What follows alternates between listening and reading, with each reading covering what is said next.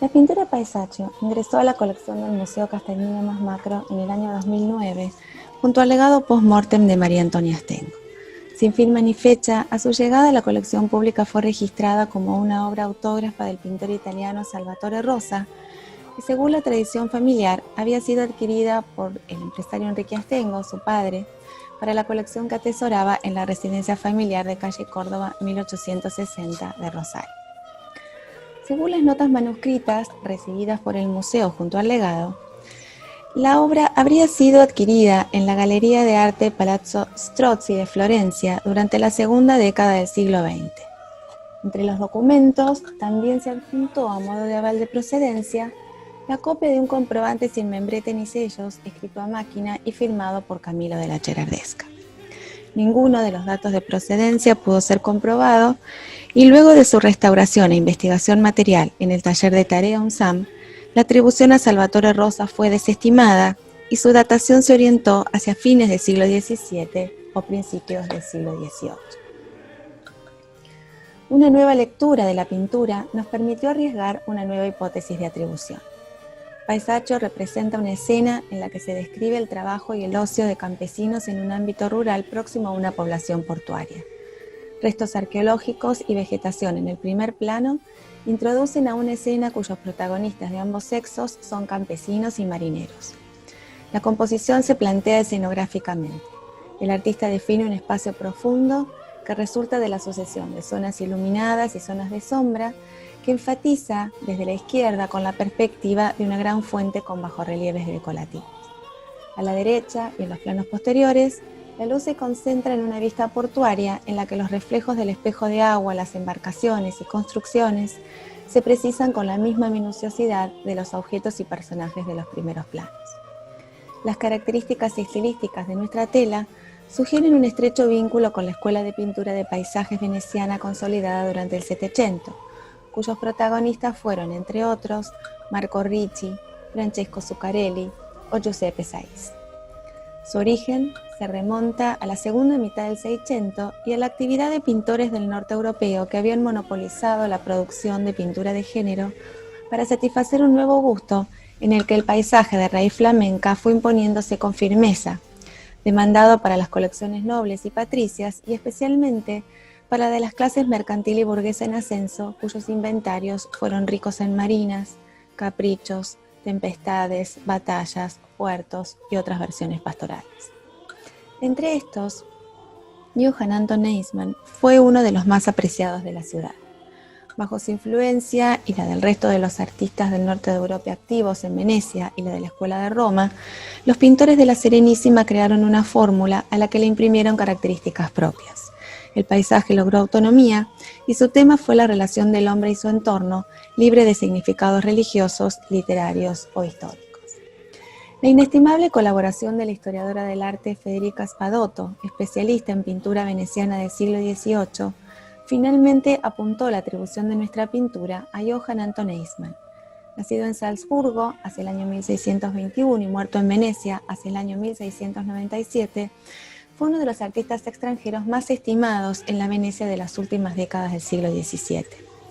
Fue escasamente estudiado a pesar de su considerable presencia en los inventarios de las colecciones venecianas del siglo XVII y XVIII, en las que se registra confusamente como Eismann o Lisman, y en los siglos posteriores su obra fue atribuida a los italianos de la generación posterior, entre ellos Carle Barich o Giovanni Ghisolfi. Según sus biógrafos, Eismann recibió su primera formación en Salzburgo y trabajó para la corte de Múnich. Llegó a Venecia por la gran demanda de artistas del norte de Europa y para continuar su formación. Alrededor de 1650 continuó su camino hacia Roma, que era un destino imprescindible para el plan de estudios de los pintores locales y extranjeros y punto principal de referencia para la pintura de paisajes. Allí pudo haber frecuentado el taller de Salvatore Rosa a través de su relación con Giovanni Ghisolfi, su discípulo, con quien Eismann realizó proyectos de colaboración. Ambos compartieron el estudio de las ruinas antiguas de Roma, como lo documentaba la colección de Zacarías Sagredo antes de su dispersión. En Roma, Eisman asimiló la lección de Rosa, el universo del estafage del grabador francés Jacques Cayot, cuyos grabados sobre la Guerra de los 30 años circulaban desde la década anterior, y la visión de los paisajistas holandeses italianizantes, los Bambocciati. En la década siguiente, alternó su residencia en Venecia con recorridos por Verona, Mónaco, Viena, Praga y Salzburgo, cumpliendo con encargos que hoy se hallan dispersos en colecciones públicas y privadas.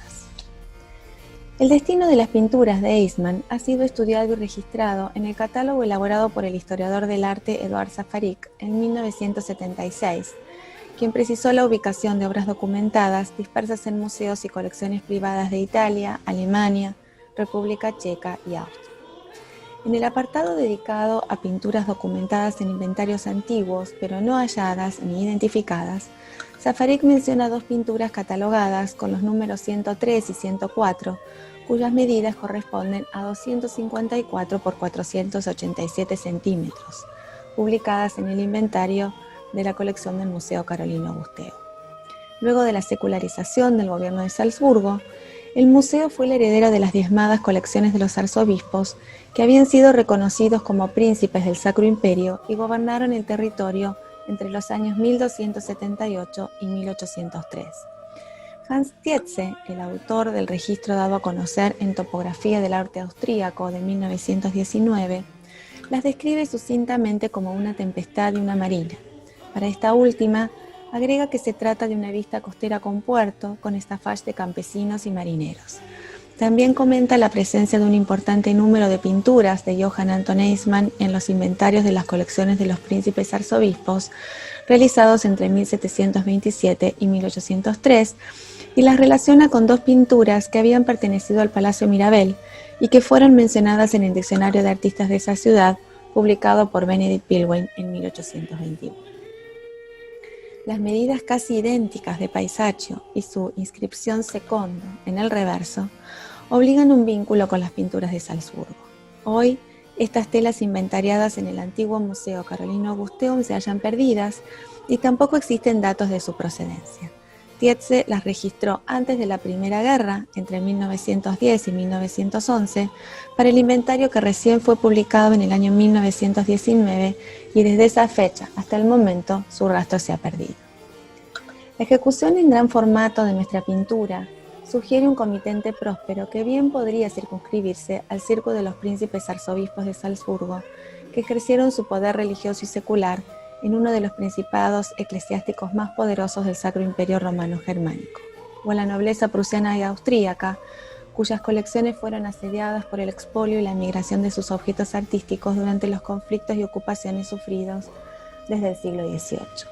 En un contexto dispuesto a la exuberancia por la influencia del estilo barroco que se imponía desde la corte, los príncipes arzobispos realizaron importantes encargos a Johann Anton Eisman para la Residenz y el Palacio Mirabel de Salzburgo, como se documenta en los antiguos inventarios realizados desde el siglo XVIII.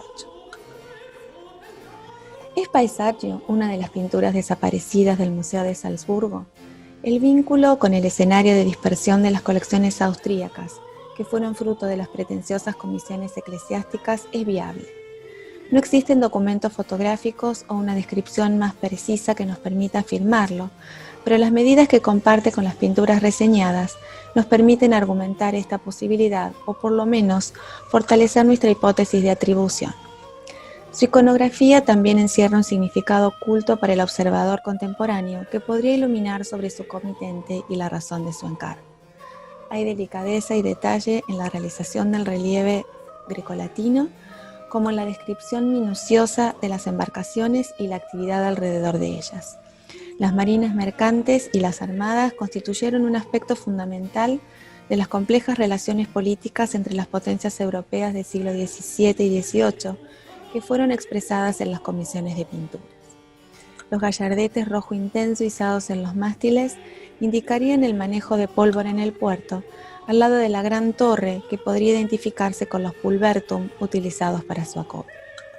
El detalle de la bandera de bandas blanca, azul y roja en el galeón principal podría aludir a la marina rusa en la escena portuaria. Una escena de guerra, una referencia a la guerra frente a la placidez de la escena pastoral. Las banderas plantean un enigma que bien podría hallar su respuesta en la llegada de las embajadas enviadas por los príncipes de Moscú y los acuerdos diplomáticos llevados adelante para la conformación de la Liga Santa, integrada por el Imperio Habsburgo, Venecia, la Confederación Polaco-Lituana y el Principado de Moscú, para hacer frente al avance del Imperio Otomano entre 1683 y 1697. Los otomanos no lograron entrar a Viena y no pudieron vencer al Imperio Habsburgo. La marina mercante rusa navegó los ríos europeos y el mar Mediterráneo desde el siglo XVIII. Luego, las guerras napoleónicas, la secularización de los principados y los enfrentamientos entre los estados europeos transformaron objetos no patrimoniales y bienes culturales en botín de guerra. Las colecciones de arte se dispersaron y en el transcurso de la historia y del agotamiento de las monarquías, muchas de las imágenes que expresaron sus ideales migraron hacia otros sitios y sentidos. 2 siglos después, Paisaccio se hallaba en Florencia, meca del mercado de arte antiguo, donde Astengo, a la moda, le adquirió como una gran tela de Salvatore Rosa.